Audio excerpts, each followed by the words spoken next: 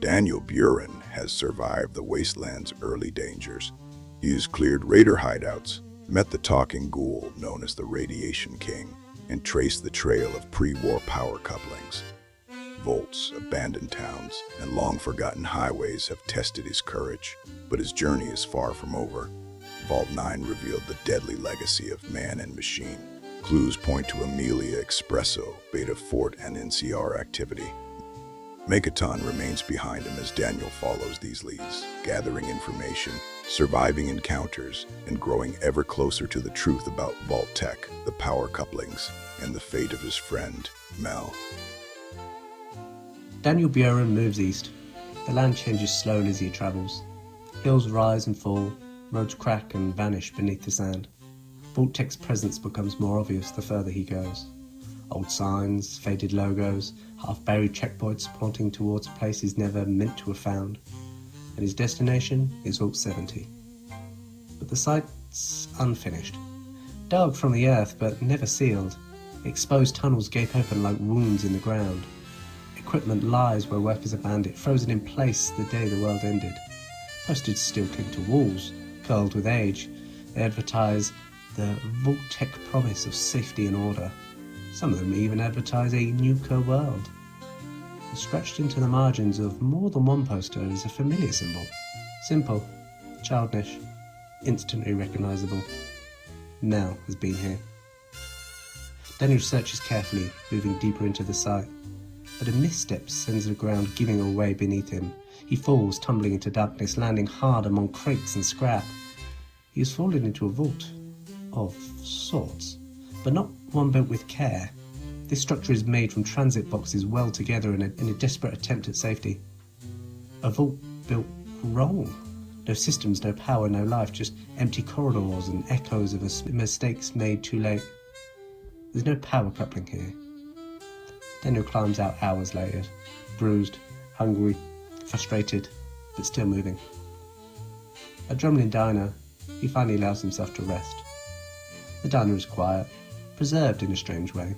Supplies remain hidden in corners, weapons tucked beneath counters, and behind a bar, a treasure. Nuka Cola Quantum.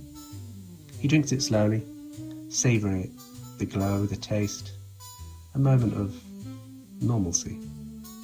The sticker joins the others, a small collection born from curiosity that's become ritual. Each flavour found feels more like a victory, proof that something good survived. Daniel returns to Megaton. Work waits for him there, as it always does. The little horns ask him to clear a cave infested by Yao Gao. The fight is brutal.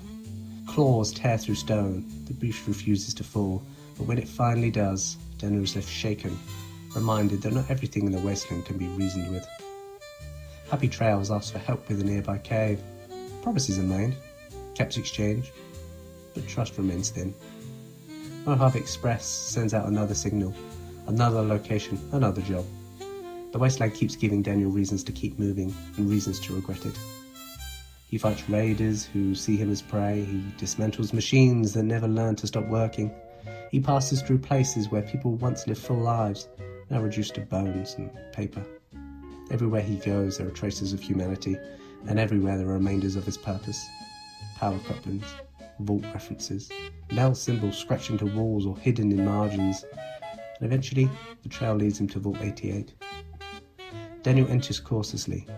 Inside he is greeted by Motive 8, a robotic overseer with a calm voice and unblinking eyes.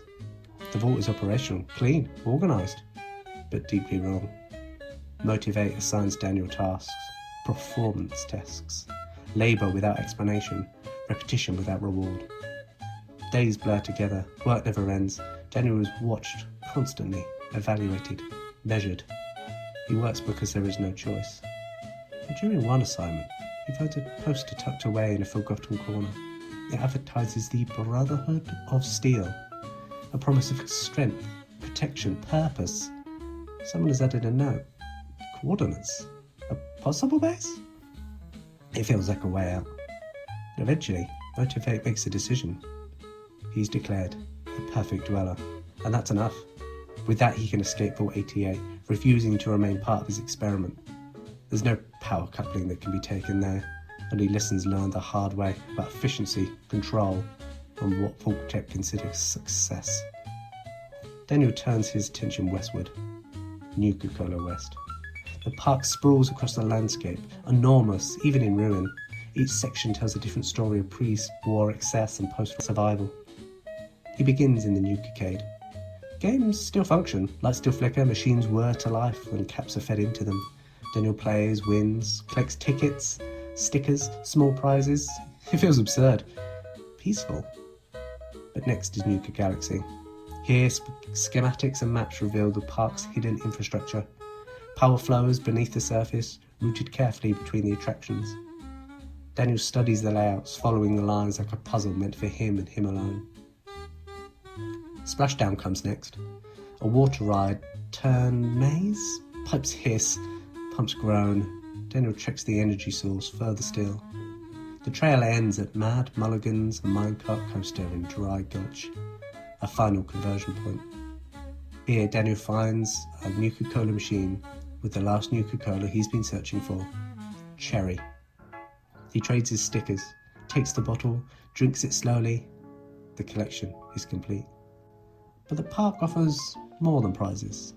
Signs of Mellor everywhere, notes, camps, the power coupling, and when he finds it, it's destroyed beyond repair.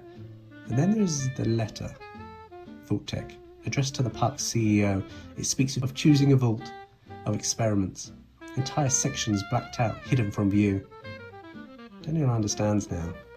This was never about safety. He also finds a shish kebab, a brutal, improvised weapon left behind by raiders who understand the park, and Daniel takes it with him, more for entertainment than use. The Radiation King provides another lead. A Vault-Tec sign-up booth once stood at the golf club. Daniel retrieves a leaflet advertising tests. Voluntary participation, promises of importance. There isn't a mention of an office, but no address is given. One last clue remains. Maybe the Vault-Tec Observatory. There Daniel sees truth with his own eyes. Monsters roam halls once meant for research. The experiments never stopped. Vault-Tec is still testing, still watching even now. The shadow stretches far beyond 23.